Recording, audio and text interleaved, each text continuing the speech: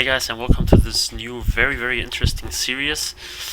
I decided that I want to make several videos about my flagship online store, so my by far most successful one, and give some insights about marketing, conversion rate optimization, branding, product sourcing, and stuff like this. So basically, give insights about any topic that is related to this particular store and to e-commerce in general. First of all, I want to clarify some things here in the dashboard. So first of all, how I came to the number that I used in the video description. It's pretty simple because I used the overall order volume 182,497, and I multiplied it by 1.2 because the currency exchange between euro and dollars was not always that bad as it is now. So I decided to go with 1.2 because it's somewhat representative for the whole year. The reason why I used the total order volume before refunds is that a lot of refunds have been done by me and my partner for voluntary reasons. So we didn't have to refund, but we made it so that some things are easier for us since we switched companies in the middle of the time and there were some confusing things going on. So the purchases have been made and everything was fine, but we decided that we made a lot that we will do some refunds to make things easier for us. Also, at one particular point in time, we had some problems shipping the products out and stuff like this. So even though a few of these refunds are still valid, of course, so maybe half of them or a little less. But since I think that it's a more accurate picture of the success of this online store if I take this number, I stayed with this. And I mean, if it's 218,000 now or 200 or whatever, doesn't really matter. But I think it's a very interesting number and it's kind of representative if I use this. So if you wonder why here it says censored and here as well, I didn't want to expose the name of my store because even though I'm currently selling it, and this is the reason why you don't see any activity here because we stopped advertising even though there is still a lot of demand. I don't want my competitors, of course, see the exact data and know what's going on and stuff like this.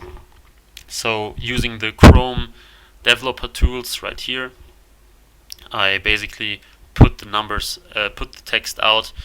But since this is a dynamic thing here, and I have no clue if you can edit this with the tools as well, this is still an accurate dashboard.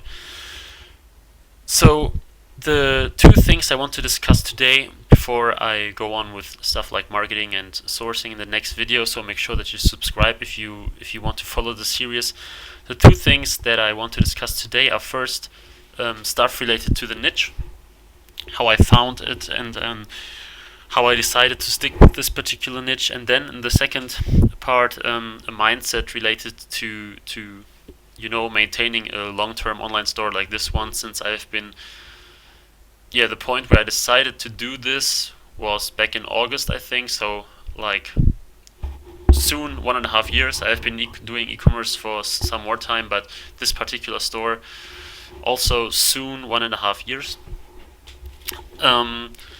And yes, so first of all, when it comes to the niche, many people still pay too much attention to choosing the right niche. I mean, there is nothing such as a perfect niche and something that you will make sales with, like guaranteed. Many people still think that, okay, I have to find the perfect niche, and you see many of these downloads, like the 10 best niches for e-commerce and stuff like this, and people download it and are searching for these niches all the time, and they search videos about niches all the time, but in reality, it doesn't really make that much sense to be looking on YouTube and other platforms for the perfect niches because they simply don't exist. I agree that there are niches which are easier to work with if there's less competition or if the products are small and cheap and stuff like this, so it's easier for you to enter the specific field. But at the same time, if it's easy to enter for you, it's also easier for your competition. It means that very easy niches with small, lightweight, cheap products are usually very competitive. And yeah, overall, the importance of a niche is often lower than people really think. So when I think back to the beginning of this particular store, the niche that I've been focusing on in this store has been quite competitive right from the start. So it's not that the niche was completely new. It was completely blue ocean, and I just had to dive in and make my sales. It was already very competitive. It's more competitive now, but it already has been quite competitive. And even though I've been selling in Germany, Austria, and Switzerland only with this particular store, there was also quite a lot of competition. But what I did with my store and the strategy that I pursued with this store was a differentiation strategy. So I didn't just sell what anyone else does. I basically had the same product, but I presented them in a completely different way.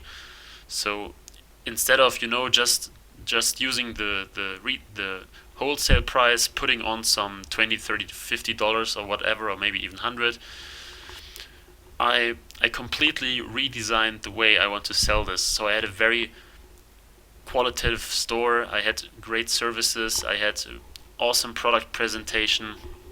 I had great German support. I partnered up with several people in my niche who were like some, not really influencers, but something quite similar. So opinion leaders, if you want it like this. Other sites which helped me establishing this brand. And at a certain point in time, maybe like January or February of 2016, people couldn't really search for this particular niche in my country without stumbling upon my store sooner or later. And this was something that really, really helped me, and later on helped my partner and me to grow this business in such an extensive way. So we made sure that if you are searching for something better than the average product, you would have to come across my store or our store sooner or later. And this doesn't mean that we, redesigned the product and were involved in the production process or stuff like this. We just searched for the best suppliers out there. So we didn't just pick the cheapest one we could get. We were basically looking for the best ones, and we also bought samples on a regular basis to make sure that our products are better than average.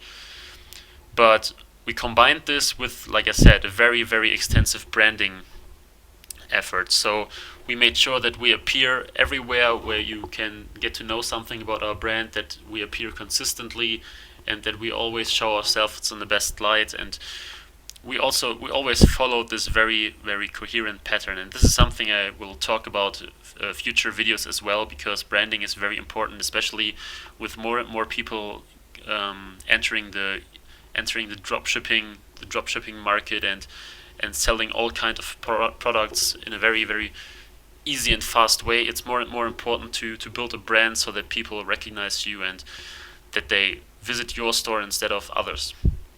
So the niche is not that important actually if you know how to differentiate yourself inside a certain niche.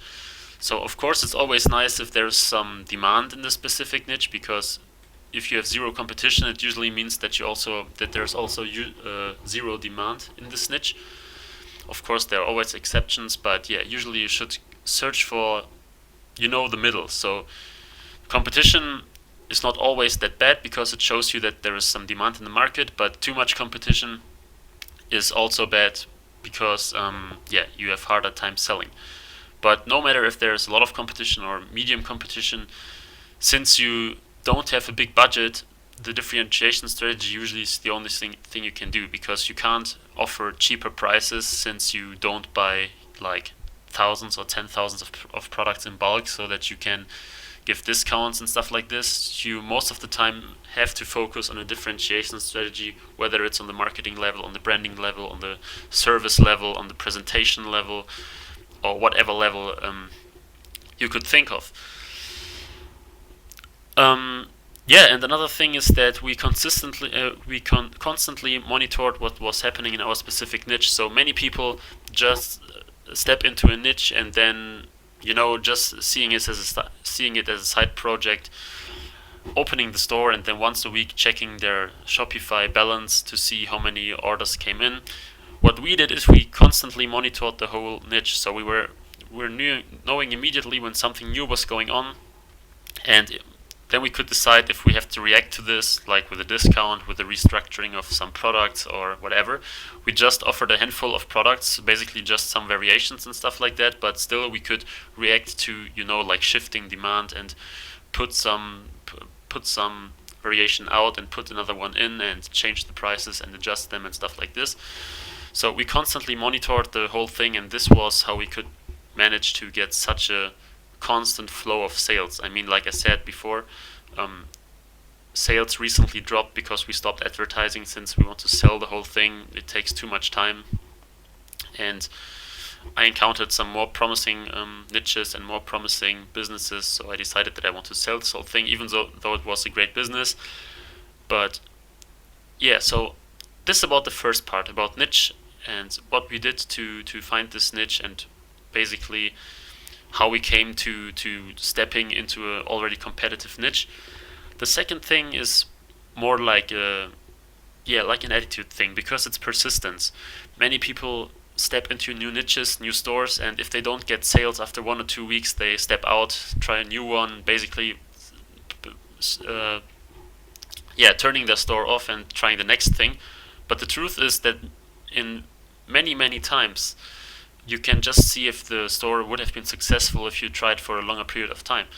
I mean, I made sales, I think, after 3 weeks or something, because in the beginning I was just, improving the store and messing around and getting some advertising deals and stuff like this. So I basically started at some point in the end of October. So after 3 or 4 weeks I made my first sale, and after that it was really, consistent and constant. I mean, December 2 I already made 3,500 in sales on one day.